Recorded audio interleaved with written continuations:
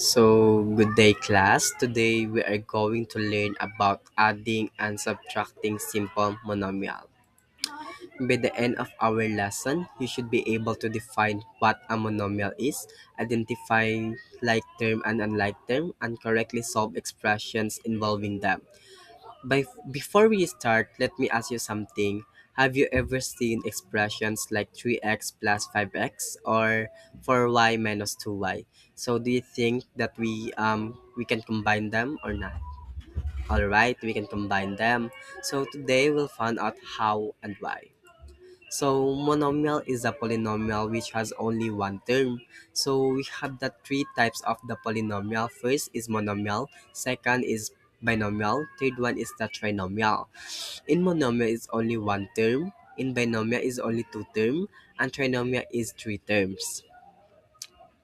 So parts of the monomial expression is the difference part is presence of the in the monomial express and expressions are variable, and the variables letters goes like this x, y, and a. Then the coefficient is the number in front, like 7 in 7x. The degree is the sum of the exponents. For example, the 7x squared. So the coefficient is 7. So the variable is x and the degree is or exponent is squared. So this is the example of the monomial. So as you can see, only the one term, right? We have the x squared, 7ax cubed, zx for to the power of 4, or czx to the power of 5. So the difference between the like term and unlike term is the like term is the same variable and same exponent. Like for example, this one 3x and 7x, and also this one is 2x squared and negative 5x squared. So as you can see, as you observe no na same sila ng variable even though na magkaiba yung coefficient na ginagamit na number nila.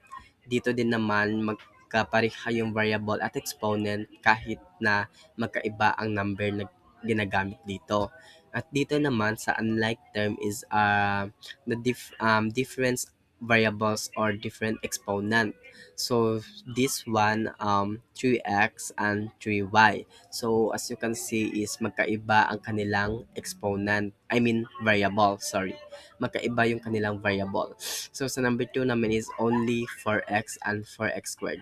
So as you can see is yung sa part dito is 4x squared, kumbaga mayroon siyang exponent at dito naman is wala siyang exponent. So dito pa lang sa part na hindi talaga siya mako-combine, it's because um dapat talaga is only the like terms lang ang makakombine kasi same variable or same exponent.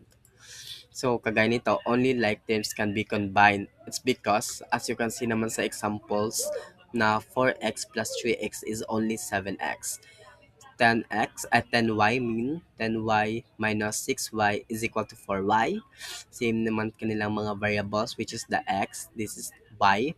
And then 6x squared plus 4x squared is equal to 10x squared. So as you can see no na may same yung kanilang exponent at variable and so on. Yan yung example ng combined like term. So dito naman sa rules tayo is, dito kasi yung iba is naguguluhan pa kasi akala nila is kung minus na talaga is subtract na talaga siya. Hindi guys. Ganito kasi yan.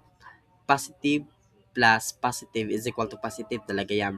Negative plus negative is equal to negative talaga yan. It's because positive yung it's because na-add yung dalawa. Kasi kung i-add mo yung positive negative plus negative, magiging negative talaga yan. Dito naman is positive minus positive is equal to negative. It's because